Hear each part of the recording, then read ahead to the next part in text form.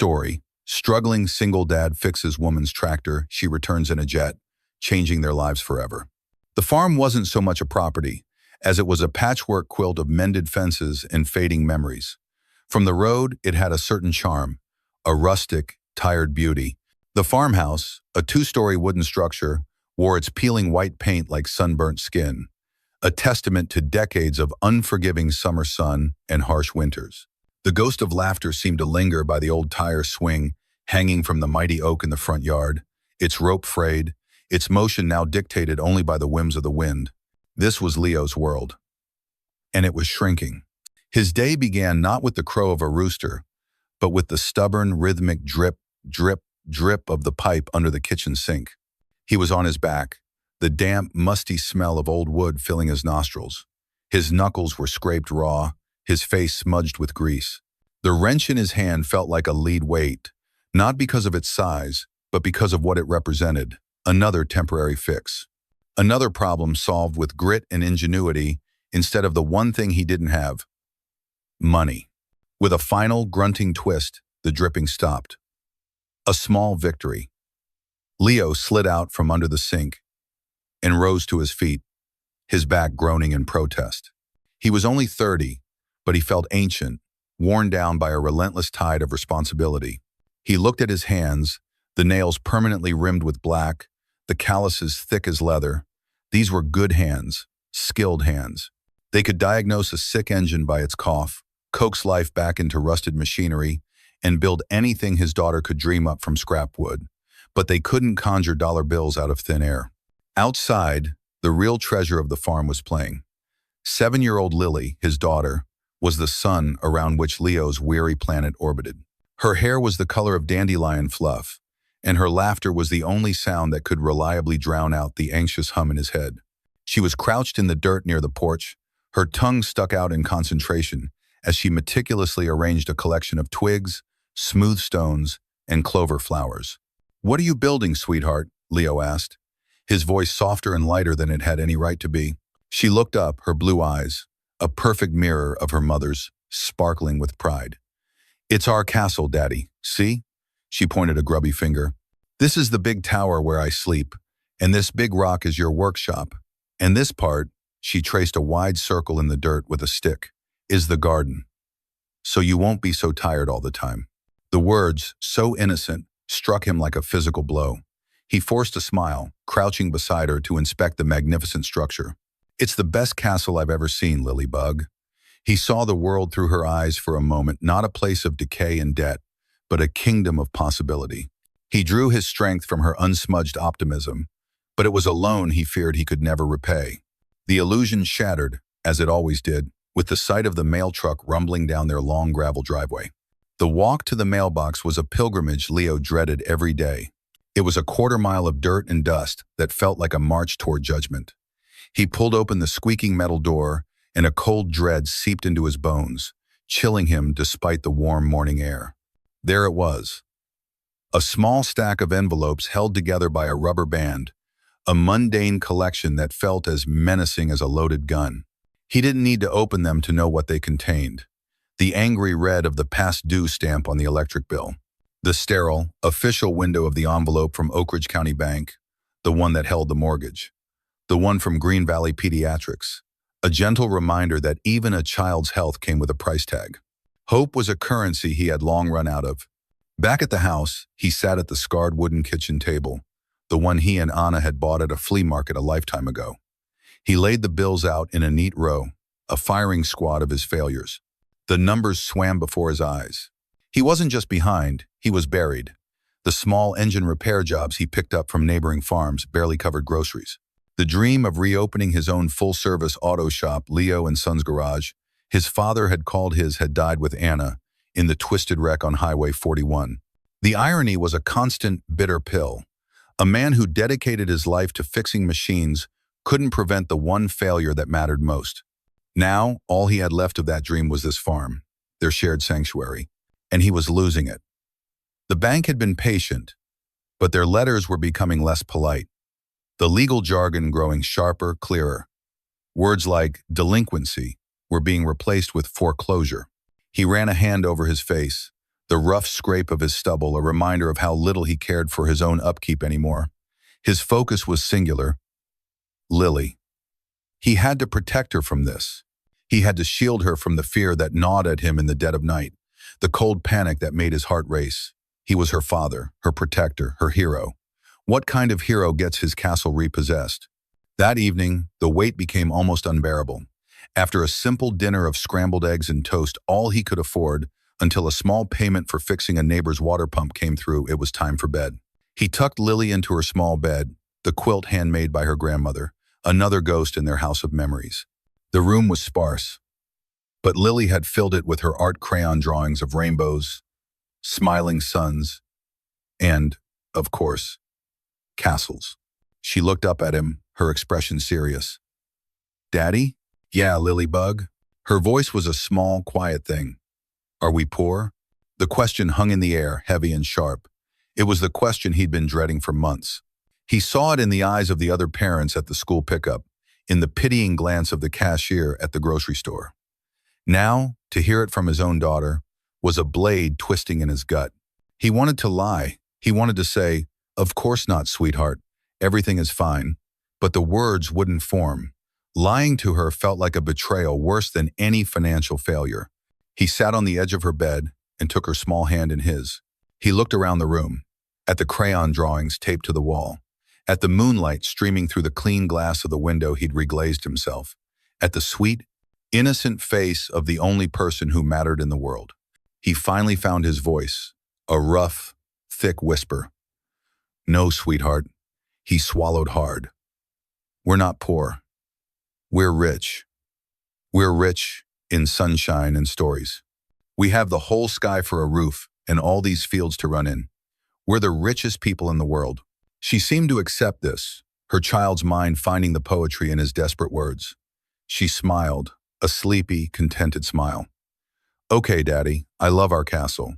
"I love it too," he said, his voice cracking. He kissed her forehead, lingering for a moment, breathing in the scent of her shampoo and her innocence. "Sleep tight." He walked out of her room, closing the door softly behind him. He leaned against the wall in the darkened hallway, the facade of the strong father crumbling into dust. The lie he'd told her tasted like ash in his mouth, rich in sunshine and stories. It was a beautiful sentiment, but sunshine couldn't keep the lights on, and stories couldn't stop the bank from taking their home. He slid down the wall until he was sitting on the floor, his head in his hands. A single hot tear escaped and traced a path through the grease on his cheek. It was the first tear he'd allowed himself to shed in a very long time. In the silence of the old farmhouse, surrounded by the ghosts of his love and the weight of his failure, Leo felt the last embers of his hope begin to die. He was at the bottom, and he didn't know how to climb back up. He didn't know that help wasn't going to come from a bank or a loan, but from the sputtering cough of a broken-down engine on a lonely country road. The morning after his tearful surrender in the hallway, the world offered no reprieve. It dawned gray and damp, the air thick with the promise of a rain that wouldn't be enough to nourish the fields, but just enough to make the day miserable. For Leo, the day's first disaster came not in an envelope, but with the turn of a key. He slid into the driver's seat of his old Ford pickup, the vinyl cracked and cool against his skin. This truck was the farm's lifeblood, a beast of rust and loyalty that had hauled everything from hay bales to a feverish Lily on a midnight trip to the emergency room. It was more than a machine, it was a partner.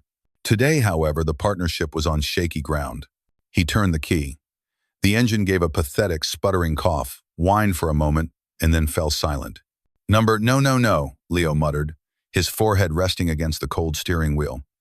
"Not today. He had a job lined up, a rare cash job, helping Mr. Henderson on the next ridge clear out a fallen oak. It wasn't much, $25 for a half day's work. But right now, $25 was the difference between bread and no bread. Without the truck, he couldn't get his chainsaw and equipment there. Without the truck, he was stranded. He popped the hood, the hinges groaning in protest. The smell of cold metal and faint gasoline, a scent that was usually his comfort, now smelled like failure. His hands, moving with an instinct born of 1,000 similar operations, began their diagnostic dance. He checked the battery terminals, the distributor cap, the spark plug wires. It was all familiar territory, but as he leaned over the engine block, The specific, acrid scent of raw fuel hitting the back of his throat triggered something deep within him. The memory ambushed him. He was younger, his face not yet etched with permanent worry lines. Anna was leaning against the very same fender, her bright red sundress a vibrant splash of color against the truck's faded blue paint. She was laughing, a sound like wind chimes. "I still don't get it," she'd said, peering into the engine's chaotic guts. "It just looks like a bunch of angry metal spaghetti." He'd smiled, a genuine, easy smile he barely recognized as his own anymore. "It's not angry. It's just hungry. It needs fuel, and it needs a spark. That's all." He'd pointed with a greasy finger. "That's the fuel pump. It's like the truck's heart. It pushes the gasoline where it needs to go." She had playfully wrinkled her nose at the smell. "Well, its heart smells terrible." Then she'd move behind him, wrapping her arms around his waist and resting her chin on his shoulder, her hair tickling his ear. "But I love the man who knows how to make it beat."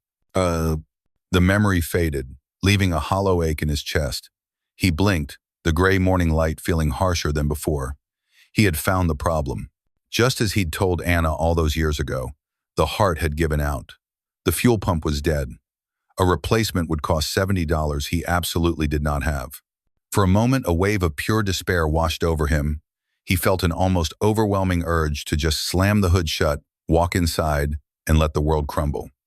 It would be so easy to give up. But then, an image of Lily's face, her brow furrowed in concentration as she built her little stick castle, flashed in his mind. He couldn't give up. He was all she had.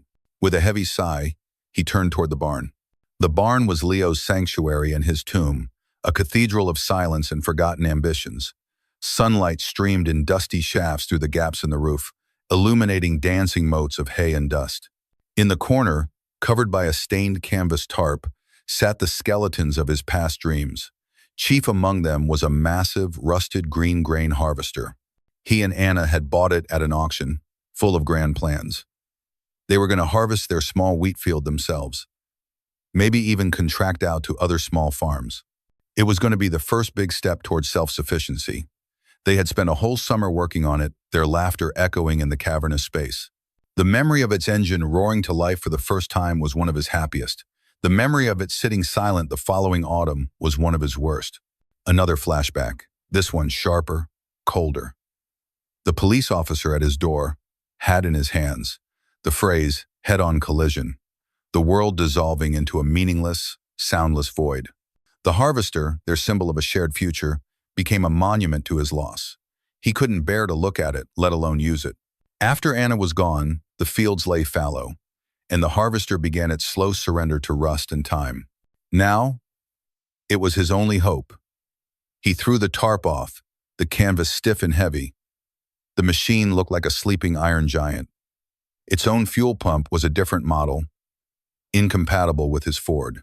But Leo wasn't looking for a direct replacement. A man with no money learns to see not what things are, but what they could be. He needed a diaphragm for the pump, a small, flexible disc that pulsed to move the fuel.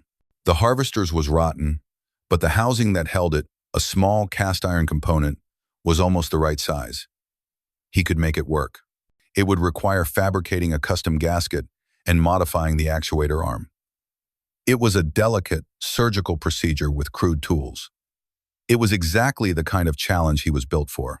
The next 2 hours were a symphony of focused labor. He carefully dismantled the harvester's fuel pump, his hands gentle as a surgeon's, retrieving the cast iron housing. He took it to the workbench at the back of the barn, his one true throne. Here, surrounded by neatly organized chaos, he was not a struggling farmer. He was an artist. He took a sheet of thick gasket paper, a treasure he'd saved for years. Using the old, broken diaphragm as a template, he began to cut. His hands were steady, his movements precise. He didn't use scissors. He used a razor-sharp utility knife, scoring the material with the patience of a watchmaker. He punched the bolt holes not with a drill, but with a set of sharpened steel punches and a hammer, each thwack echoing with purpose in the quiet barn. The most difficult part was modifying the actuator arm. It was a small lever that connected to the engine's camshaft, driving the pump. The arm from the harvester was too long. He couldn't just cut it. That would change the leverage and deliver too much fuel. flooding the engine. It had to be shortened and then rebent at a precise angle. He fired up his welding torch, the hiss and pop loud in the stillness. He didn't have a proper vise for such small work, so he clamped the arm to the edge of his workbench with a pair of locking pliers. He heated the metal until it glowed a cherry red. Then, with a second pair of pliers, he made a slow, deliberate bend. Too much, and the metal would fatigue and snap. Too little, and the pump wouldn't work. He didn't have gauges or calipers. He worked by eye, by feel, by the deep, intuitive understanding of metal and mechanics that was his birthright. As he worked, the world outside the bills, the bank, the foreclosure receded. There was only the task at hand. The smell of hot metal, the feel of the tools in his hands, the intense focus of creation. This was the only place he felt truly in control, truly himself. With the pieces fabricated, he returned to the truck. He assembled his hybrid pump, a Frankenstein's monster of Ford and Harvester parts, held together by a gasket cut by hand.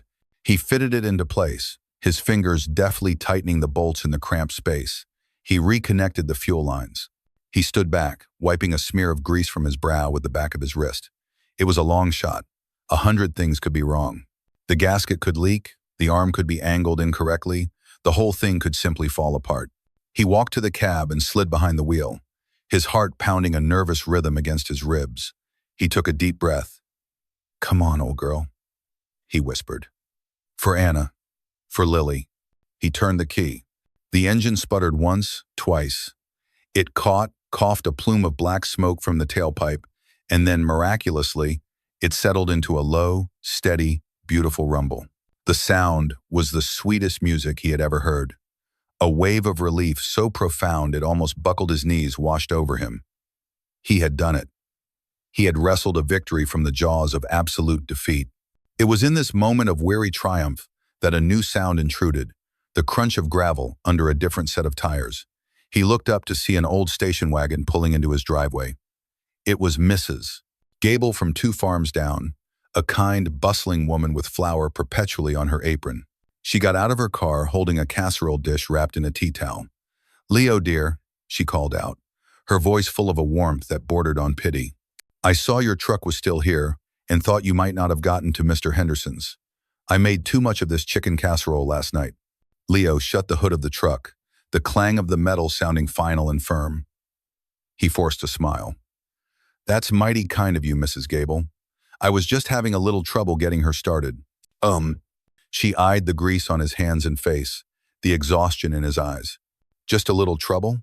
Son, there's no shame in asking for help. The whole town knows you're having a hard time. We just want to help." Her kindness was genuine, but it felt like a spotlight on his failure.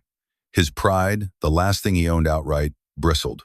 "I appreciate that, I really do," he said, his tone polite but firm, creating a distance she couldn't cross. "But we're managing just fine. Lily and I have everything we need."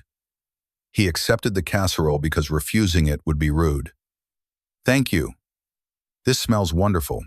She lingered for a moment, her brow furrowed with unspoken concern, but she took the hint. "All right, dear. You take care of yourself and that sweet little girl." He watched her drive away, the warm casserole dish in his hands, a small island of charity in his vast ocean of problems. He was grateful, but he also felt a sting of resentment. He didn't want to be a project. He didn't want to be the town's tragic story. He was a mechanic. A damn good one. And he had a job to do. Placing the casserole on the porch, he grabbed his chainsaw, loaded it into the truck bed, and for the first time that day, drove toward the future. The $25 felt closer now, a tangible goal. The truck's engine hummed a steady, reliable tune, a song of ghosts and gasoline, of broken parts made whole again by the sheer force of a father's will. Miles away from Leo's barn, a different kind of drama was unfolding on a lonely stretch of County Road 9. The audience consisted only of buzzing insects and the patient, watchful eyes of a hawk circling high overhead. On the shoulder of the sun-baked asphalt sat a vintage tractor, a classic Alice Chalmers in a cheerful shade of Persian orange, though its paint was faded and chipped like an old photograph. Its engine was silent. A woman in dusty jeans and a plain gray t-shirt stood beside it, her hands on her hips. To any car that might pass, she looked like a traveler in distress. But Isabella Vance was not distressed. She was conducting an experiment. The tractor, affectionately nicknamed Old Persimmon by her grandfather decades ago, hadn't broken down by accident. Isabella knew its quirks intimately. She knew the fuel line, brittle with age, was prone to cracking under the vibration of a long drive. She had, in fact, been counting on it. This excursion was the culmination of a deeply personal mission, one that had caused considerable friction with the board of directors at her multi-billion-dollar agricultural technology firm, Vance Innovations. They believed in data, in algorithms, in vetting candidates through exhaustive background checks and personality profiles. Isabella believed in her grandfather's philosophy. "To find real character, Izzy," he used to say, his voice thick with the accent of the farmlands he'd never truly left behind. "You don't look in a boardroom. You look on the side of a road. You see who stops when they have no reason to. You see what they do when they think no one important is watching." And so, here she was. She had declined her security detail, traded her tailored business suit for worn denim, and left her sleek German sedan in a garage 2 towns over. She was testing a theory. In the past hour, 3 cars had sped past. One driver, a man in a new SUV, had slowed, looked, and then accelerated away. Another, a woman on her phone, hadn't seemed to notice her at all. Isabella wasn't discouraged. The experiment required patience. She was about to pop the hood for the 3rd time to maintain appearances when she heard it. A low, familiar rumble. It wasn't the aggressive hum of a modern engine. It was the hard-working growl of an old pickup. A moment later, a faded blue Ford truck, its body a roadmap of dings and rust spots, came into view. It slowed, pulling onto the gravel shoulder 20 yards behind her tractor. The driver's door opened with a weary creak, and a man emerged. He was tall and lean, with the kind of wiry strength that comes from manual labor, not a gym. His clothes were worn and stained, his face shadowed with a tiredness that seemed to go clear to the bone. He looked, Isabella thought, like a part of the landscape itself. He looked real. "Trouble?" he called out, his voice carrying easily in the quiet air. Isabella composed her features into a mask of mild frustration. "You could say that. She just gave up on me." She gestured to the tractor. "My car's in the shop, so I thought I'd take my grandfather's old tractor for a spin. Bad idea, it seems." The man walked closer, wiping his hands on a rag he'd pulled from his back pocket. His eyes, she noticed, were a clear, startling blue, and they didn't just look at the tractor. They assessed it with an immediate and professional focus. "Let me take a look," he said. It wasn't a question. "I know a thing or two about these old engines." He moved with a quiet confidence that impressed her. He didn't waste a single motion. His hands, though calloused and grimy, were surprisingly gentle as they probed the engine's interior. He didn't just see a mess of parts. He saw a system. Isabella, who had studied engineering before switching to business, recognized true competence when she saw it. "You're a long way from a town out here," she remarked, watching him. This was part of the test. "Grew up on these roads," he replied, his attention still on the engine. "My farm's just over that ridge." He grunted softly. "Ah, there you are." His fingers found the cracked fuel line instantly. He then moved to the carburetor, tapping it lightly. "Lines are shot, and I'd bet my last dollar your carb's gunked up from it." "Is that bad?" she asked, playing the part of the clueless city dweller. He finally looked up, a faint, wry smile touching his lips for a bare second. "It's not good, but it's not fatal. Just needs a little cleaning and a patch." He paused. "Must be hard, though. Making a living out here these days." This was her question, turned back on her. It was a subtle shift, a sign that he was also taking her measure. "I do all right," she said neutrally. He nodded, accepting her non-answer, and turned back to his truck. He returned not with a new fuel line, but with a small roll of high-grade sealant tape, a pair of pliers, and a small, clean jar. He worked in silence for a few moments, his focus absolute. He carefully cleaned the carburetor's jets, with a deftness that was mesmerizing to watch. He patched the fuel line with a neat, tight wrap that he knew was only a temporary fix, but a solid one. As he worked, he noticed something near the engine block, a small, slightly clumsy weld reinforcing a mounting bracket. It was a repair her grandfather had made himself 30 years ago. "Looks like whoever owned this before you knew his way around a torch," the man said, his voice holding a note of genuine respect. "It's not pretty, but it's held. He must have taken good care of this old girl. The words struck Isabella with unexpected force. He wasn't just fixing a machine, he was reading its history. He saw the love and care that had been poured into it over the years. He saw her grandfather. In that moment, the experiment was over. She knew. "My grandfather," she said, her voice softer now. "It was his." The man nodded, as if that made perfect sense. Good men take care of their tools. He finished his work, wiped his hands on his rag once more, and gestured for her to get on. "Go ahead, give her a try." "No." Isabella climbed into the metal seat, the worn indentations feeling more familiar than her leather office chair. She turned the key. The engine sputtered, caught, and then roared to life, settling into a steady, contented hum. It sounded healthier than it had in years. She turned it off and climbed down, a genuine smile on her face. "Thank you. So much. You're a lifesaver." She pulled a worn leather wallet from her back pocket. "Please, let me pay you for your time. And your parts." She held out a $50 bill. This was the final piece of the test. He looked at the money in her hand, then met her eyes. He shook his head slowly, a clear and final motion. "No, ma'am." "Please, I insist," she said, pushing the bill forward slightly. "Your time is valuable." "My dad always said a helping hand doesn't come with a price tag," he replied, his voice simple and direct. There was no prideful bravado in it, just a statement of fact. "It's just what neighbors do, even if they haven't met yet." He gave her that same tired but genuine smile. It was a smile completely devoid of expectation. Then, he turned and walked back to his rust-pocked Ford truck, got in, and drove away, leaving her standing in a cloud of dust. Isabella stood frozen for a long moment, the $50 bill still in her hand. She watched until the blue truck disappeared over the ridge.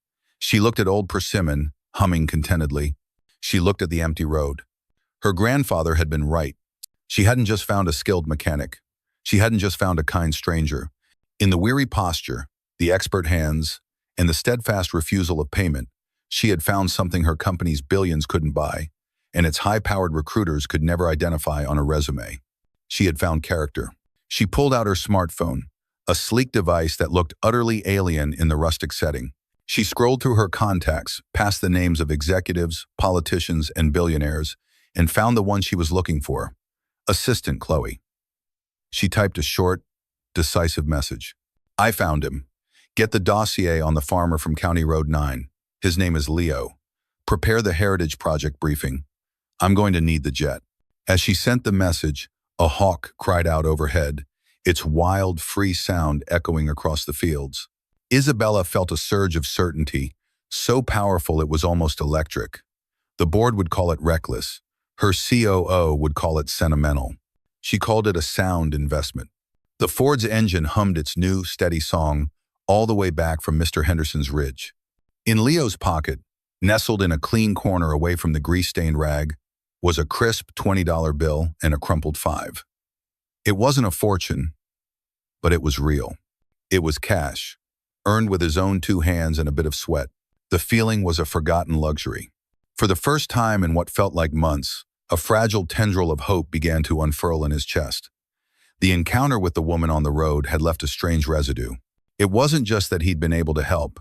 It was the quiet respect he'd felt in her gaze as he worked, the way she'd listened when he spoke about the engine. And his own hands had not failed him. He had taken a dead piece of machinery and breathed life back into it. He had wrestled with his own truck and won. He felt, for a fleeting afternoon, competent, capable. He drove past the turnoff for his farm, heading into the small, sleepy town of Oak Ridge. There was a little general store with a faded red and white striped awning and a bell that jingled when you opened the door. Inside, a chest freezer hummed, its glass top fogged with condensation. When he returned to the farm, he called for Lily. She came running from the barn, her face streaked with dirt where she'd been making mud pies. "Close your eyes and hold out your hands," he said, a real smile reaching his eyes. She did, giggling with anticipation. He placed a small, paper-wrapped package in her palms. It was cold. She gasped and opened her eyes. It was a chocolate chip ice cream sandwich, her absolute favorite. Her eyes went wide with a joy so pure it was dazzling. "For me?" she whispered, as if it were a jewel. All for you, Lilybug, he said. They sat together on the front porch steps, the place where he so often sat under the weight of his worries. But now, for a few precious minutes, the porch was just a porch. They watched the sun begin its slow descent, painting the clouds in shades of orange and pink. Lily ate her treat with meticulous care, licking the vanilla ice cream from the edges before it could drip. The silence between them wasn't heavy with anxiety. It was peaceful, filled only with the sound of crickets beginning their evening song and a little girl's happy sigh. In that small, perfect moment, Leo allowed himself to believe. Maybe things could turn around. Maybe this was the start. One small job, then another. He could catch up. He could fight his way back. The feeling was warm and expansive, like the last rays of the sun on his face. The warmth vanished the next morning. The mail truck arrived at its usual time. Leo walked the long driveway with a lighter step than usual, the memory of Lily's smile still buoying his spirits. He opened the mailbox. Inside was a single large manila envelope. It was thick, stiff, and bore the official seal of the Oak Ridge County clerk. His blood went cold. This wasn't a bill. This wasn't a warning. This was an execution. His hands trembled slightly as he tore it open, right there on the side of the road. The documents inside were printed on heavy, legal-grade paper. The language was dense and merciless. He scanned the pages, his mind snagging on the brutal, unavoidable phrases. Notice of foreclosure sale, public auction. All parties are hereby notified to vacate the premises on or before. And there it was, a date. 4 weeks away. The glimmer of hope from the day before was not just extinguished. It was annihilated, revealed as a foolish, childish fantasy. The $25 in his pocket felt like a mockery. What was that against the mountain of debt that was about to crush him? He had been celebrating a single drop of rain in the middle of an inferno. He walked back to the house, the envelope heavy in his hand, each step feeling like a march toward his own eviction. The farm, which yesterday had felt like a sanctuary to be saved, now felt like a ghost he was already haunting. Desperation is a corrosive acid. It eats away at pride, at dignity, at the very core of who you think you are. By the end of the week, Leo was a stranger to himself. He called every contact he had, chasing down rumors of work, no matter how small or menial. The answer was always the same. Things were tight. Nobody was spending. Finally, he heard about a job from a man at the feed store. A new fellow, a Mr. Davies, had bought the old Miller property and turned it into a gentleman's farm. He was a retired stockbroker from the city who owned horses he didn't ride and a tractor that was purely for show. And, the man said with a grimace, his septic system had backed up. Leo got the address and drove over. The Davies farm was everything his was not. The fences were pristine white vinyl. The lawn was a carpet of perfect, manicured green. The house was a massive, modern structure of glass and stone that looked more like a corporate retreat than a home. Mr. Davies himself was a man in his late 60s with soft hands, a pink polo shirt, and an air of profound irritation. He led Leo around the side of his sprawling house to a patch of lawn that was soggy and foul-smelling. The wife's been complaining about the odor for a week, Davies said, as if the smell were a personal insult. The company I called said they couldn't get out here until Tuesday. I want it fixed now. Can you handle it? He looked at Leo's stained clothes and worn boots with visible distaste. Leo's entire being recoiled. He was a mechanic, a craftsman. He worked with engines, with the elegant logic of gears and pistons. This was waste. Filth. But the image of the foreclosure date burned in his mind. I can handle it, Leo said, his voice flat. Good. I'll pay you $100. Just get it done, Davies said, before turning and retreating to the clean, air-conditioned sanctity of his house without a backward glance. The work was brutal and humiliating. Every part of it was a direct assault on his senses and his spirit. The stench was overwhelming, a physical presence that clung to his clothes and hair. The labor was heavy, dirty, and utterly devoid of the skill, and thought he took pride in. He was not a mechanic solving a puzzle. He was a beast of burden, shoveling filth. As he worked, his mind kept replaying his triumphs. The elegant, handcrafted fix for his truck's fuel pump. The neat, professional patch on the woman's tractor. He thought of his father teaching him to respect tools, to find the dignity in skilled work. What would his father think of him now, covered in another man's sewage for a pittance? He felt a pair of eyes on him. He looked up, his heart sinking. Standing at the edge of the woods that bordered the Davies property was Lily. She must have walked over from their farm, curious about where he'd gone.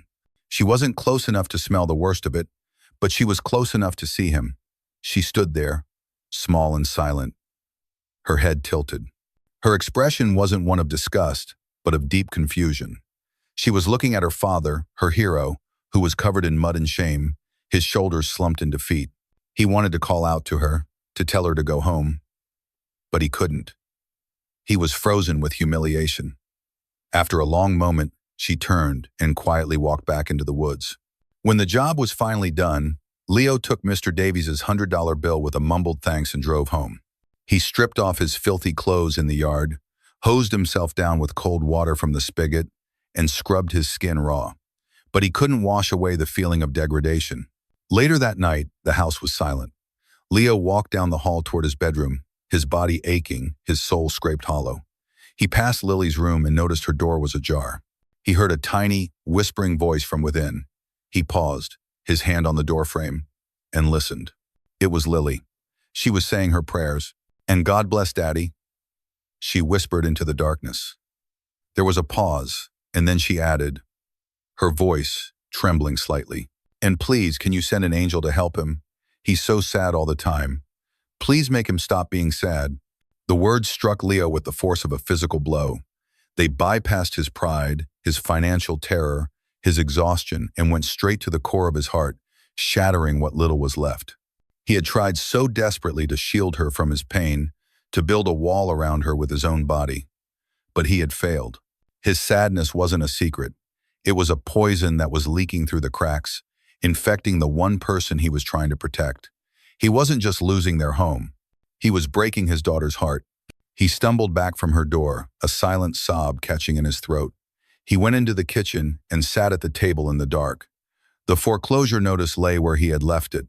The $100 from Davies was tucked beneath it. It felt like the dirtiest money he had ever touched. He was no longer just fighting the bank. He was fighting the sadness in his daughter's voice. And it was a fight, he now knew, that he had already lost. The world from Isabella Vance's office on the 50th floor was a silent, orderly tapestry of steel and glass. The chaos of the city below the blaring horns, the hurried footsteps, the frantic energy was reduced to a muted, elegant ballet. Her office was a reflection of her public persona, minimalist, precise, and powerful. A single sweeping pane of glass served as one wall, and a large abstract painting with bold, clean lines adorned another. There were no personal photos, no clutter. There was only a massive mahogany desk, a state-of-the-art computer terminal, and a view that stretched to the horizon. Isabella stood before that window, not admiring the view, but seeing right through it. In her mind's eye, she saw a dusty road and a faded blue pickup truck. "The board is hesitant," said a smooth voice from behind her. It belonged to Julian Croft, her chief operating officer. Julian was everything. Isabella was not. Cautious, conventional, and a firm believer in the gospel of the spreadsheet. He was dressed in an impeccably tailored gray suit, holding a tablet that contained the sum of all his objections. "Hesitant is a polite word, Julian," Isabella replied, turning from the window. "They think I've lost my mind." "They think it's a sentimental risk," he corrected gently. "You're proposing we make the flagship investment of a $100 million philanthropic foundation based on a gut feeling about a man you met once, who fixed your tractor." "It wasn't just a tractor," Isabella said, walking to her desk. She didn't sit, but leaned against it, projecting an air of casual authority that she knew unnerved him. "It was a test, and it wasn't a gut feeling. It was an observation of character under specific, controlled circumstances." Julian sighed.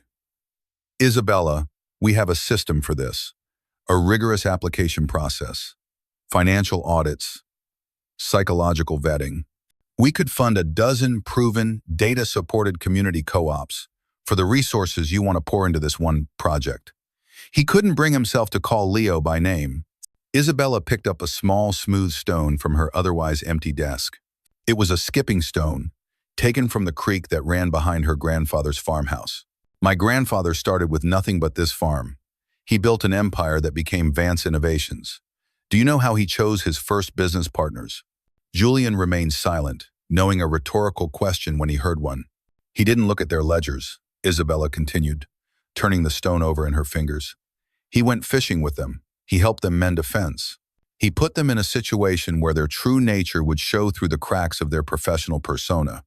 He used to say, "Any man can look good on paper. I want to see how he acts when his hands are dirty and his patience is thin." With all due respect, this isn't 1,950. We're a global corporation, not a small-town hardware store. And that's our weakness, Isabella shot back, her voice sharp now. We've become so obsessed with data that we've forgotten what the data is supposed to represent. People. We're trying to revitalize rural communities, but we've lost touch with the very people we claim to want to help. The Heritage Project can't be another sterile, top-down corporate initiative. It needs a soul. It needs a leader who understands the struggle because he's living it. She finally sat down and swiped her finger across her terminal. A file opened on the large screen on the wall behind her. It was a dossier, complete with photos. The name on the top was Leo Morgan. Julian's eyes widened slightly. "You've been investigating him." "Thoroughly," Isabella confirmed. "Chloe has been very busy." Her assistant, Chloe, was a marvel of quiet efficiency. The dossier was comprehensive. It contained the expected: Leo's financial records, a sea of red ink confirming his dire situation with the bank, his employment history showing a string of short-lived jobs since his wife Anna had passed away 5 years prior. The cause of Anna's death was noted a tragic car accident, but it was the next section that Isabella valued most. Chloe, at Isabella's instruction, had spent 2 days in Oak Ridge, not as a corporate investigator, but as a tourist asking for directions and making small talk. The file contained transcripts of informal conversations. There was a quote from the owner of the feed store: "Leo, good man. Best mechanic in 3 counties. Too proud to ask for help, though. Stubborn that way, since Anna died." There was one from a harried-looking waitress at the town diner. "Oh, Leo's a sweetheart. His little girl Lily is a doll. He fixed my car's alternator last winter in a snowstorm and wouldn't take a dime for it. Just told me to pay it forward." There was even a note from a brief chat with an elderly woman named Mrs. Gable. "He tries so hard for that child. He's drowning. You can see it in his eyes, but he keeps swimming. He has a good heart." That one. "This," Isabella said, gesturing to the screen, "is data you can't quantify. This is a man who, while facing his own financial ruin, refused $50 from a stranger because his principles wouldn't allow it. A man who is respected for his skill and his integrity by everyone who knows him. He isn't just a candidate, Julian. He's the entire philosophy of the Heritage Project embodied in a single person." Julian pinched the bridge of his nose. "And what is his proposed role exactly? You want to make a bankrupt farmer the head of operations for the foundation?" "That's exactly what I want to do," Isabella affirmed. "Who better to understand what small farmers need than someone who is one? Who better to evaluate new, low-cost technologies than a man who can MacGyver a fuel pump out of scrap parts? We have dozens of MBAs who can manage a budget. I need someone with calluses on his hands and dirt under his fingernails. I need his perspective. It's the one thing missing in this entire building. He'll be in over his head. The corporate environment, the meetings, the technology, it will crush him," Julian argued, making one last stand. "Only if we let it," Isabella countered. "I will mentor him myself. His practical genius, combined with our resources. It won't be a risk. It will be a revolution. This isn't charity, Julian. It's a strategic investment in authenticity." She saw the flicker of defeat in his eyes. He was loyal to the company, and ultimately, he was loyal to her. He would execute her vision, even if he disagreed with it. "The board will require a formal vote," he said, his voice resigned. "Then schedule one," Isabella said, her tone softening. She stood up and walked back to the window. "But I'm not waiting for them. The man is about to lose his home. His daughter's a 7-year-old girl named Lily. The foreclosure auction is in 4 weeks. Bureaucracy moves too slow to save a family." She turned to face him, her decision absolute. Her blue eyes as clear and unwavering as the sky outside her window. "I'm going to make this right. I'm going to prove my grandfather's philosophy is more than just a folksy story. It's the best business model we've ever had." She looked toward the intercom on her desk. "Chloe," she said, her voice calm and clear, "cancel my appointments for the rest of the week. Contact my personal bank and arrange to clear the full mortgage debt with Oak Ridge County Bank for the property belonging to Leo Morgan. And get the jet ready. Set a course for the nearest private airstrip to Oak Ridge. I'll be leaving in 2 hours. Julian watched her, a mixture of awe and apprehension on his face. He was watching a force of nature, a woman willing to wager a fortune, not on market trends or financial projections, but on the simple, unshakable conviction that a good man in a dusty pair of jeans was worth more than his weight in gold. As Isabella turned back to the window, her gaze fixed on the distant horizon, she wasn't just planning a business move, she was preparing to change a life. The $100 from the Davies job sat on the kitchen table for 2 days, untouched. It felt tainted, a monument to Leo's humiliation. Every time he looked at it, he didn't see a temporary reprieve. He saw Lily's confused face as she watched him from the edge of the woods. He heard her small, whispered prayer for an angel. That money wasn't a solution, it was a symptom of the disease. The electricity bill, however, didn't care about his feelings. Its angry red disconnection notice was a stark, impersonal threat. Keeping the lights on, keeping the refrigerator running, providing that basic level stability for Lily, it was a non-negotiable battle. And this was a battle the $100 could win, at least for now. But it wasn't enough. He was still short. He needed another $50, and he needed it by Friday. He spent the next day chasing ghosts. He called a man who'd mentioned needing a fence mended 2 months ago, only to be told he'd done it himself. He drove 10 miles to inquire about a job clearing brush, only to find the position had been filled the day before. Every door was closed. Every lead was a dead end. The world seemed to have conspired to tell him one thing: you are not needed. That evening, as the sun set, casting long, mournful shadows across the yard, Leo found himself in the barn. He stood before the workbench, where he had so recently felt like a king, a master of his craft. His eyes fell upon a large wooden chest tucked underneath it. It was dark, polished walnut, its corners joined with intricate dovetail joints. The brass hardware was tarnished with age, but still beautiful. It was his father's toolbox, and his grandfather's before him. It was a family heirloom, a vessel not just of tools, but of history, of knowledge passed down through generations. He lifted the heavy lid. The scent of old wood, oil, and steel filled the air, the smell of his childhood. Inside, the tools lay nestled in custom-fit felt lining. There was the set of socket wrenches his father had given him on his 16th birthday, their steel worn smooth by decades of use. There was the heavy ball-peen hammer his grandfather had used to build this very barn, its wooden handle dark with the sweat of 2 generations of Morgan men. Each tool was a story. Each scratch and nick was a memory. He remembered his father's hands strong, gentle, and always capable, showing him how to true a wheel, how to listen to an engine's subtle language. A man is only as good as his tools, Leo, he'd said, but the tools are nothing without the man's character. Selling this box was unthinkable. It wasn't just wood and metal, it was his heritage. It was the last tangible link to the father he'd lost too young, and the legacy he felt he was failing to uphold. It was, in many ways, his soul in a box, and he was going to sell it. The decision settled in his gut like a cold, heavy stone. He saw no other way. The foreclosure was a roaring wildfire he couldn't stop, but this one small fire, the electricity bill, he could put out. He could buy Lily another few weeks of light, another few weeks of normalcy before the world fell apart. The next morning, he told Lily he had to run an errand in town. He couldn't look her in the eye when he said it. He loaded the heavy toolbox into the bed of his truck, the scrape of the wood against the rusted metal sounding like a scream of protest. He covered it with a tarp, as if to hide his shame from the sky itself. The drive to town was a blur. He drove past the feed store, past the diner, and went to the one place he had always avoided, the one place that signaled the end of the line: the pawn shop. Cash and gold pawn was squeezed between a laundromat and a boarded-up storefront. Its windows were barred, its neon sign flickering erratically. Leo sat in his truck for a full 10 minutes, his hands gripping the steering wheel, his knuckles white. This felt like a final surrender, a betrayal of everything he came from. He thought of his father's proud face. He thought of Lily's whispered prayer. Steeling himself, he got out of the truck. The shop owner was a paunchy man with weary, cynical eyes that had seen 1,000 stories like Leo's. He looked at the toolbox with a flicker of professional interest. He opened it, his pudgy fingers picking through the antique tools with a dismissive air. Old stuff, the man grunted. Not much call for it. Most folks want cordless drills now, not these museum pieces. They're quality tools, Leo said, his voice hoarse.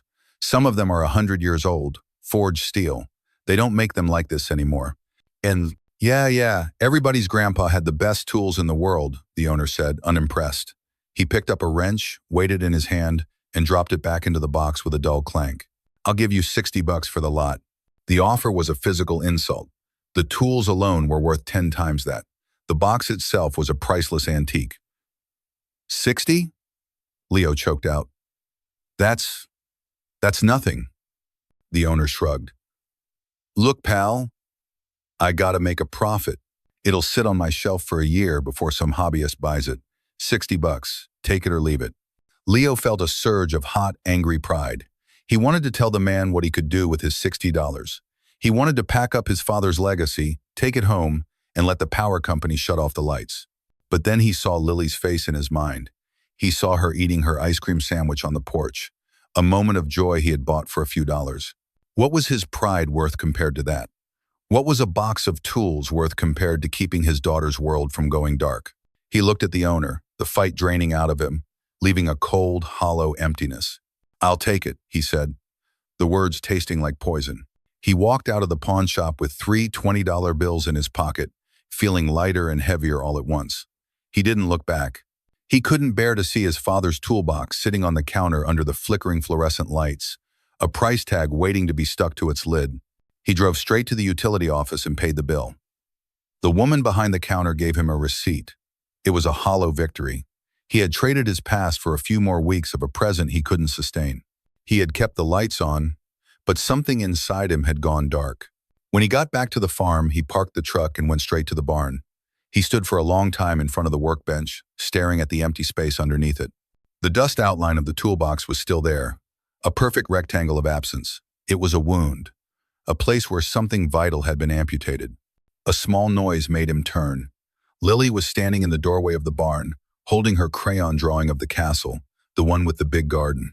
She looked at the empty space, then at his face. She didn't understand what he had done, but she understood sadness. She walked over to him and put her small hand in his. It's okay, Daddy, she said softly, holding up her drawing. We can build a new one. He looked down at the crayon castle, at its impossibly bright colors and hopeful crooked lines. He looked at his daughter's face, at her unwavering faith in him. He finally broke. He knelt down and wrapped his arms around her, burying his face in her dandelion fluff hair. The sobs he had been holding back for months finally came, wrenching, ragged sounds that filled the silent barn. He wasn't just crying for the toolbox. He was crying for his wife, for his failed dreams, for the crushing weight of a world that would not give him a fighting chance. Lily just held him, her small arms wrapped tightly around his neck, as if she could hold the broken pieces of him together. That night, after Lily was asleep, Leo sat at the kitchen table. The house was utterly silent. The single bulb overhead hummed, a sound he was painfully aware he had just purchased at an unbearable cost. He took out a clean sheet of paper and a pen. He wrote a letter to the bank. His handwriting was neat and steady. He did not beg or bargain. He did not make excuses. He simply stated that he had received their notice and that he would comply. He would vacate the property by the date specified. He had fought until he had nothing left to fight with. He had sold his history. He had broken his own heart. He had surrendered. He folded the letter, slipped it into an envelope, and addressed it. He would mail it in the morning. There were no more tears. There was only a vast, desolate calm, the calm of a battlefield after the battle is over and everything is lost. The morning after the surrender was unnervingly peaceful. The air was still and cool, the sky a blanket of uninterrupted gray. It was the quiet of the aftermath, the silence that follows a storm. For Leo, it was the quiet of resignation. The letter to the bank, his white flag of defeat, sat on the kitchen table, a stamped and sealed testament to his failure. He just had to drive it to the post office. It was his only task for the day. He was standing on the porch, nursing a cup of black coffee he couldn't taste, when the sound began. It wasn't a familiar sound. It wasn't the chug of a tractor, the whine of a semi on the distant highway, or the drone of a crop duster. This was something else entirely. It was a low, powerful hum, a vibration that seemed to start in the soles of his feet and work its way up his spine. It was a sound of immense, controlled power, and it didn't belong in his world. He scanned the horizon, his brow furrowed. The sound grew steadily, resolving itself from a general hum into a deep, tearing roar. It was the sound of something immense, moving impossibly fast. Down the road, Mrs. Gable, who was tending to the rose bushes that lined her fence, dropped her pruning shears. She put a hand to her chest, her other hand shielding her eyes as she looked to the sky, her mouth agape. 2 miles away, at the feed store on the edge of town, a group of farmers stopped their conversation mid-sentence, turning as one to stare at the impossible sight. The sound rattled the windows of the town diner, causing the waitress to drop a coffee pot with a crash. For a 30-mile radius, the normal rhythm of country life came to a stunned halt. Leo's first thought was that a military plane was in trouble, that it was going to crash. An instinct born of panic and a deep-seated need to protect surged through him. "Lily!" he yelled, his voice tight with alarm. "Get inside. Now!" Enter 2. Lily burst through the screen door, her eyes wide, not with fear, but with a profound, breathtaking wonder. She didn't cower. She pointed a trembling finger toward the sky. "Daddy, look!" she breathed, her voice full of awe. "It's a silver bird." And it was. Breaking through the low-hanging cloud cover was something so alien, so out of place, that it defied all logic. It was a private jet, sleek, impossibly white, with wings that swept back like a hawk's. It glinted in the flat morning light, a sliver of another universe that had inexplicably pierced his own. It wasn't falling. It was descending, with a terrifying and graceful deliberation, directly toward his farm. Leo's mind raced, trying to find a logical explanation. It had to be an emergency landing. The pilot must be aiming for the flattest, most open piece of land he could find, which happened to be Leo's largest hayfield, the one that bordered the woods. He grabbed Lily's hand, ready to pull her back into the house, to shield her from the inevitable impact and explosion. But there was no impact. The jet, a machine that looked like it should require miles of paved runway, continued its descent with an eerie, unnatural smoothness. It skimmed over the tops of the oak trees, its engines now emitting a high-pitched, powerful whine instead of a roar. With a final gentle dip, its wheels touched down on the dry, packed earth of the hayfield as softly as a feather.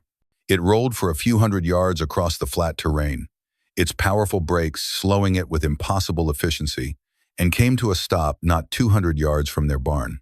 The engines began to wind down, their deafening roar collapsing into a deep, vibrating hum that eventually faded into an unnerving silence. The only sounds left were the frantic chirping of birds that had been scattered from the trees and the pounding of Leo's own heart in his ears. He stood frozen on his porch, his hand holding Lily's in a vice grip.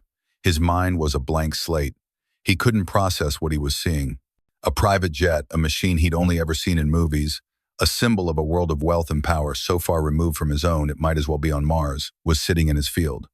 It was as if a spaceship had landed. He watched, mesmerized, as a section of the jet's fuselage detached with a quiet, pneumatic hiss, unfolding downwards to become a staircase, complete with polished silver handrails. The interior of the jet was briefly visible, a sliver of a world of cream-colored leather and polished wood. For a long moment, nothing happened. The open doorway was a dark, expectant rectangle against the jet's brilliant white shell. Then, a figure appeared at the top of the stairs. Leo squinted. The figure was silhouetted against the light from the cabin. It was a woman. She was dressed not in a flight suit, but in a sharply tailored dark business suit. She moved with a poise and confidence that seemed to radiate from her, a stark contrast to the rustic, run-down setting. As she began to descend the stairs, her high-heeled shoes clicking softly on the metal steps, the morning light caught her face. Leo's breath hitched in his throat. It was her, the woman from the side of the road, the woman with the broken-down tractor. But it wasn't her. The woman he had helped wore dusty jeans and a plain t-shirt. Her hair had been casually tied back, and she had looked tired and a little lost. This woman was a different person entirely. Her hair was perfectly styled. Her posture was one of absolute command. The person he had met was a neighbor in trouble. This person was a queen visiting a foreign land. She reached the bottom of the stairs and her feet touched the soil of his farm. She paused for a moment, Her gaze sweeping across the landscape, the peeling paint of the farmhouse, the rusted roof of the barn, the tire swing swaying gently in the breeze. Her expression was unreadable. Then her eyes found him. She looked directly at him, standing frozen on his porch with his daughter at his side, and she began to walk toward them. She moved with a steady, unhurried pace across the uneven ground of the field, as comfortable in her expensive heels as he was in his worn work boots. The sheer improbability of the scene was staggering. It was a collision of two worlds that should never have touched. The woman in the power suit and the jet in the hayfield belonged to one reality. The broke farmer, the foreclosure notice, and the dilapidated farmhouse belonged to another. And now, the two were converging on his front lawn. Leo's mind was a whirlwind of confusion. Was she some kind of government agent? Had he done something wrong? Was she from the bank, a high-level executive sent to personally oversee the eviction? Every logical explanation seemed more absurd than the last. He felt a primal urge to run, to grab Lily and disappear into the woods. But he was rooted to the spot, paralyzed by the sheer, magnificent strangeness of it all. Lily, however, was not afraid. She let go of his hand and took a half-step forward, her eyes fixed on the approaching figure, her face filled with the same sense of wonder she'd had when she first saw the silver bird. The woman stopped about 20 feet from the porch steps. She gave a small, almost imperceptible nod, a gesture of acknowledgement. "Leo," she said. Her voice was the same yet different. It held the same tone, but now it was infused with an authority and a clarity that had been absent before. It was a voice accustomed to being heard, to giving commands, to shaping the world around it. "I hope I'm not interrupting." Leo's mind was a maelstrom of impossibilities. The voice was the same, but the context was insane. His brain struggled to stitch the two realities together, the dusty, stranded motorist and the immaculate, powerful CEO who had just stepped out of a private jet. He felt a dizzying sense of vertigo, as if the solid ground beneath his feet was no longer reliable. His own voice, when he finally found it, was a dry, croaking thing. You're the woman with the tractor." A genuine warm smile touched Isabella Vance's lips, a stark contrast to the severe cut of her business suit. It was the first familiar thing about her, and it somehow made the situation even more surreal. "I am," she confirmed, taking another step closer. "My name is Isabella Vance. I'm the CEO of Vance Innovations." The name meant nothing to Leo, but the title CEO and the $10 million machine parked in his hayfield provided all the context he needed. He felt a sudden, foolish blush of embarrassment, remembering how he'd explained the workings of a carburetor to a woman who probably owned companies that designed them. He instinctively wiped his hands on his jeans, a gesture of a workman in the presence of someone important. "I don't understand," he said, his voice barely a whisper. Is something wrong?" He glanced at the letter on his kitchen table, visible through the screen door. His first rational thought was that this was some new, impossibly cruel twist from the bank. "Nothing is wrong, Leo. In fact, for the first time in a very long time, I think something is about to be very right," she said. Her gaze was direct, holding his, demanding his full attention. "That tractor you fixed, it belonged to my grandfather. He built this company from nothing, and that old orange tractor was the first major purchase he ever made. It was his most prized possession." She took a breath, her corporate polish momentarily receding, replaced by a granddaughter's affection. "He taught me everything, but his most important lesson was about people. He believed that a person's true nature is revealed not in success, but in hardship. He believed character was a more valuable asset than capital." Leo stared at her, his confusion solidifying into a profound sense of dislocation. This was not a conversation he was equipped to handle. He felt like an actor pushed onto the wrong stage in the middle of the wrong play. "I wasn't just driving a tractor that day, Leo," Isabella continued, her voice steady and clear. "I was looking for something my company's money can't buy and my recruiters can't find. I was looking for character, honesty. I was testing a theory." She saw the flicker of understanding and a hint of wounded pride in his eyes. "For weeks, I'd been searching for the right person. I met with a dozen candidates who looked perfect on paper, and then I met you. You were skillful, I saw that immediately. But more than that, you were kind. You were respectful. And when I offered you money you clearly needed, you refused it." She paused, letting the words sink in. You didn't do it for a reward. You didn't do it because you thought I was someone important. You did it because it was the right thing to do. You passed a test you didn't even know you were taking.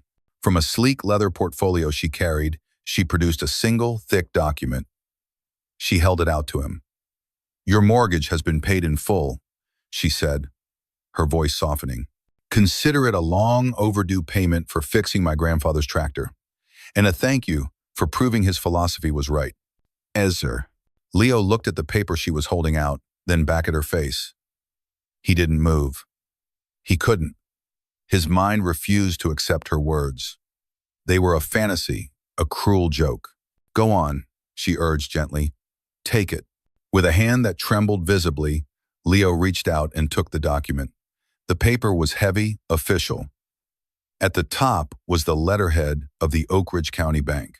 His eyes scanned the familiar account numbers, the property description of his own farm. And then he saw the stamp, applied with force over the outstanding balance.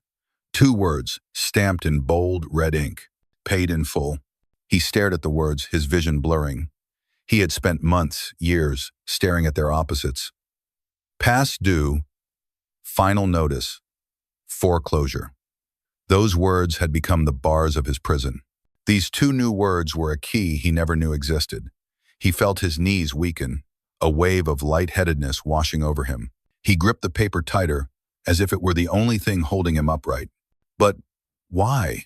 He finally managed to ask, his voice thick with emotion. Why would you do this? Because that, Isabella said, nodding at the paper in his hand, is just settling a debt.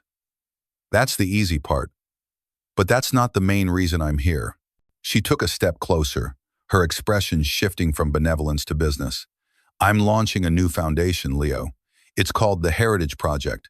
Its mission is to support independent farmers, to give them access to the resources and technology they need to compete and thrive, without having to sell their land to massive corporations. It's a project that requires a very specific kind of leadership.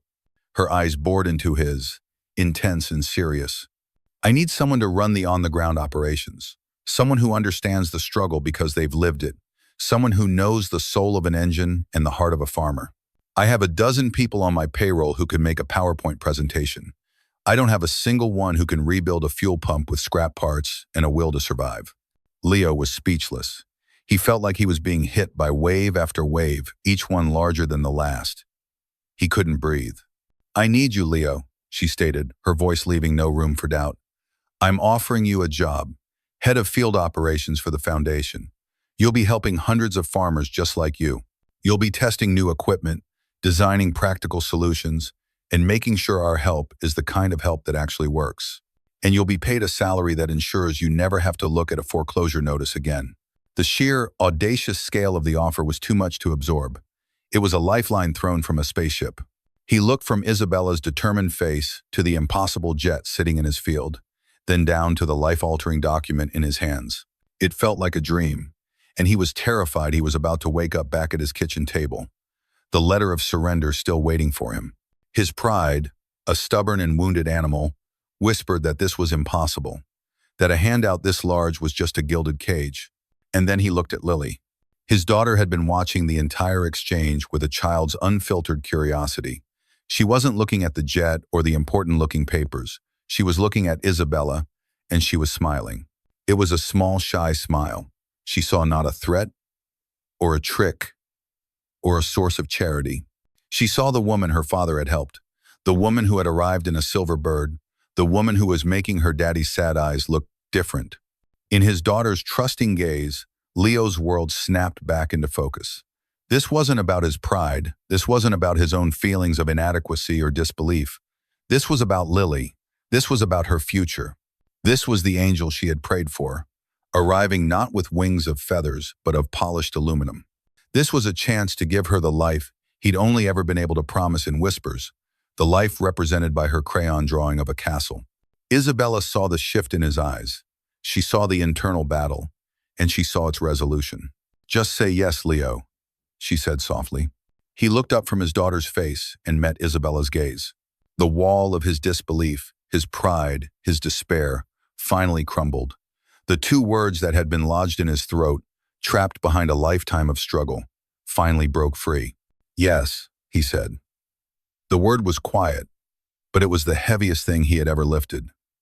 A tear, he hadn't even realized, was forming, escaped, and rolled down his cheek, tracing a path through the grime. It wasn't a tear of sadness or of failure. It was a tear of pure, unadulterated relief. Isabella's professional demeanor melted away, replaced by a smile of genuine warmth and satisfaction. She nodded, as if he had just closed the most important deal of her career. Then she knelt, bringing herself down to Lily's level. "And you must be the architect," she said, her voice gentle. Lily nodded shyly. "I heard you've designed a magnificent castle," Isabella continued. "I think every great architect deserves the chance to build whatever they want one day. So, I've also taken the liberty of setting up a college scholarship fund in your name, Lily. It will be waiting for you when you're ready." Leo let out a choked sob, the last of his defenses washing away in a tidal wave of gratitude. He looked at this woman, this stranger who had just rewritten his entire world, and for the first time in 5 years, he could see a future that wasn't shrouded in shadow. He could see the sun. Saying yes was like stepping through a doorway into a different dimension. The first few weeks of Leo's new life were a whirlwind of surreal contrasts. One day, he was standing in his barn, staring at the dust outline of his father's sold toolbox. The next, he was sitting in a glass-walled conference room, staring at a holographic projection of a nitrogen-fixing soil additive. His first official day took place not on the farm, but 100 miles away, at the regional headquarters of Vance Innovations. It was a sprawling campus of modern architecture and manicured lawns that made Mr. Davies' hobby farm look like a shack. Leo wore a new button-down shirt and a pair of jeans that weren't stained with grease purchases made with the first advance on his salary, a sum that had made his hands tremble when he saw it. He felt like a man in a costume. The first meeting was a dizzying assault of acronyms and jargon. He sat around a polished obsidian table with agricultural scientists, data analysts, and finance experts. They talked about ROI, scalable infrastructure, and synergy. They used words like leveraging and paradigm shift. Leo, who could perfectly time an engine by ear, felt like a man trying to read a foreign language in the dark. He didn't say a single word for the entire 2-hour meeting, his hands clasped tightly in his lap to keep them from fidgeting. The fear of saying something stupid, of revealing himself as the imposter he felt he was paralyzing. He was drowning, and the feeling was terrifyingly familiar. After the meeting, Isabella found him staring out a window, his reflection showing a man who looked utterly lost. "It's a lot to take in," she said, her voice gentle. She wasn't dressed in her power suit, but in more casual slacks and a blouse. "I don't belong here," Leo said, his voice low and tight. "These people are brilliant. I don't even know what they're talking about half the time. You made a mistake, Isabella." She didn't argue or reassure him with empty platitudes. Instead, she led him to a different part of the campus, a massive, brilliantly lit workshop filled with gleaming prototypes of advanced farm equipment. In the center was a complex new automated seeder, a marvel of robotics and GPS technology. A group of engineers in white lab coats were huddled around it, their expressions frustrated. "What's the problem?" Isabella asked the lead engineer. "We don't know," the man said, exasperated. "It runs perfectly in all the simulations. The diagnostics are clean. But when we run it on the test field, the seed distribution is off by 12% on any grade over 5 degrees. The mechanism keeps jamming. We've taken it apart 3 times. Isabella turned to Leo. "Take a look." Leo hesitated. The engineers looked at him with skeptical, dismissive eyes. He was just some farmer his boss was favoring. But Isabella's gaze was steady, confident. He took a deep breath, the familiar smell of hydraulic fluid and metal cutting through his anxiety. He walked over to the machine. He didn't look at the diagnostic tablet or the schematics. He did what he always did. He watched. He listened. He asked one of the engineers to run the mechanism. As the complex arms and gears moved, he knelt, his eyes scanning the underside of the machine, a place the engineers, with their top-down schematics, had likely overlooked. He saw the way a specific gear meshed with its housing. He saw the almost imperceptible tremor in one of the hydraulic lines as it took on pressure. "Run it again," he said. They did. This time, he placed his hand on the chassis, closing his eyes, feeling the vibration. It was the same way he'd diagnose a rough idle in a pickup truck. The vibration was wrong. It was tinny, a high-frequency shudder, where there should be a smooth transfer of power. "Stop," he said. He pointed to a small, seemingly insignificant housing. "The problem's in there, the casing for that drive gear. On a flat surface, it's fine, but when you put it on an incline, the machine's weight shifts.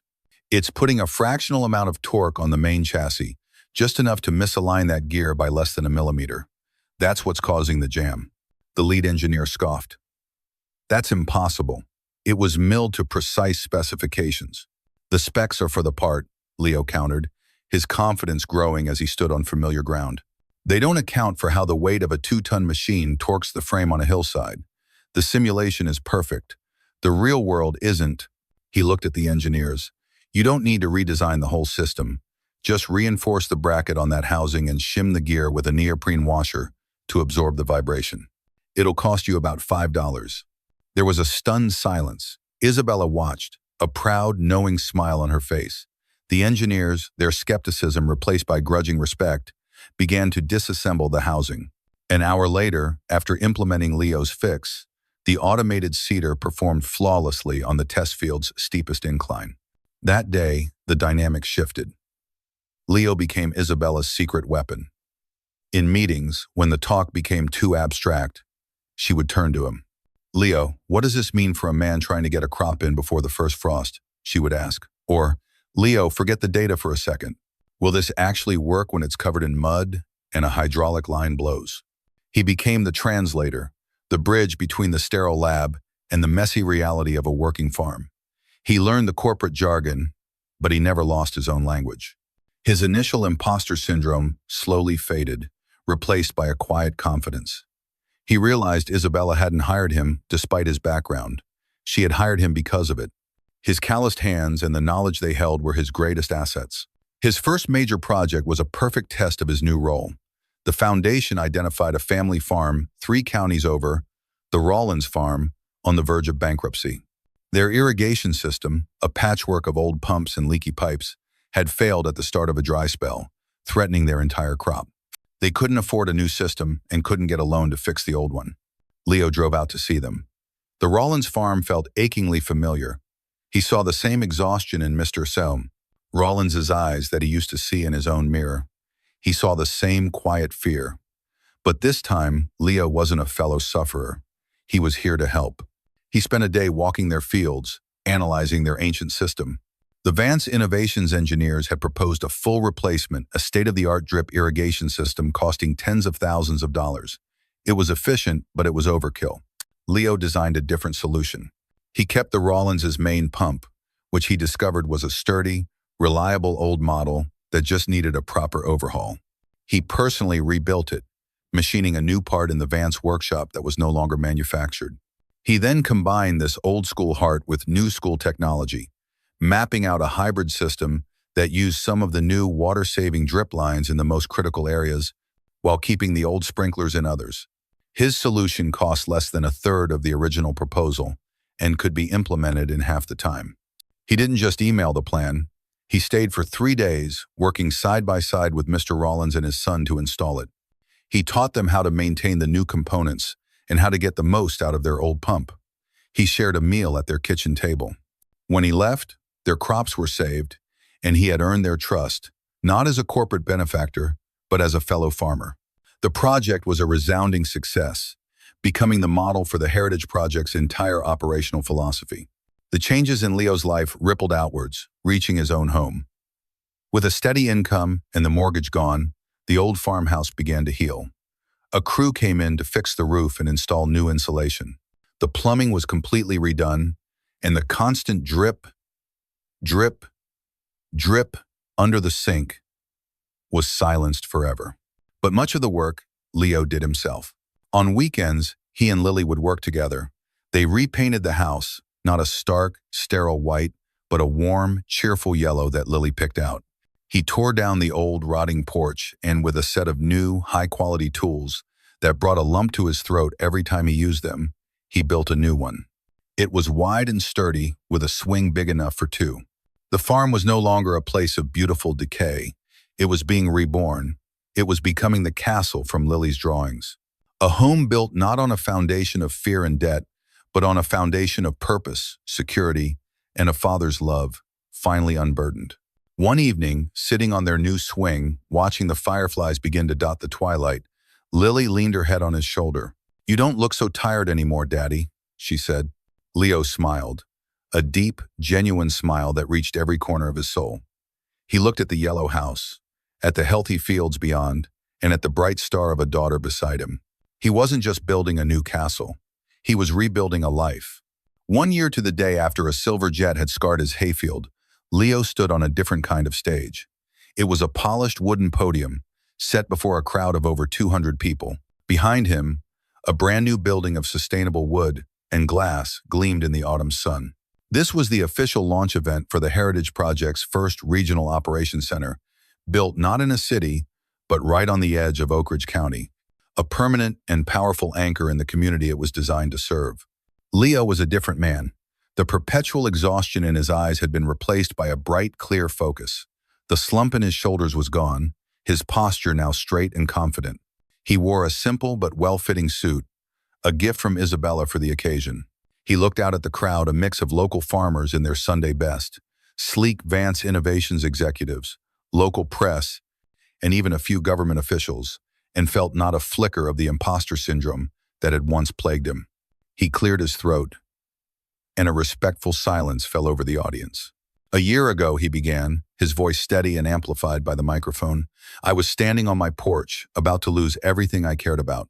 The only plan I had was how to tell my daughter that our home wasn't ours anymore. I thought my story was over." He paused, his gaze finding Isabella in the front row. She gave him a small, encouraging nod.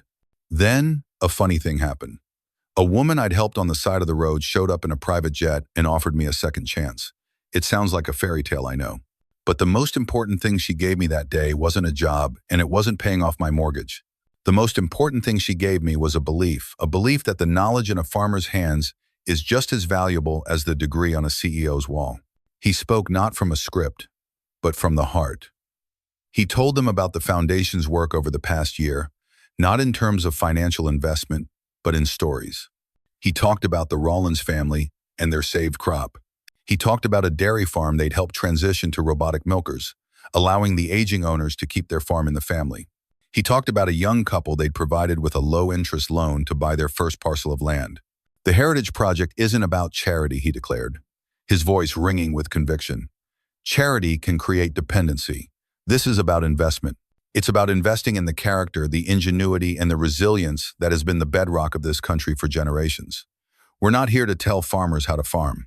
We're here to give them the tools, the right tools, to allow them to do what they do best." He looked out at the faces of the farmers in the crowd. He saw men and women he had personally visited, whose problems he had helped solve. He saw nods of respect. He saw hope. "We live in a world that can be quick to write people off," he said, his voice dropping slightly, becoming more personal. "If you're struggling, it's assumed you're not working hard enough.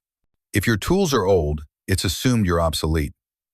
But the truth is, the oldest tools can sometimes teach the most valuable lessons.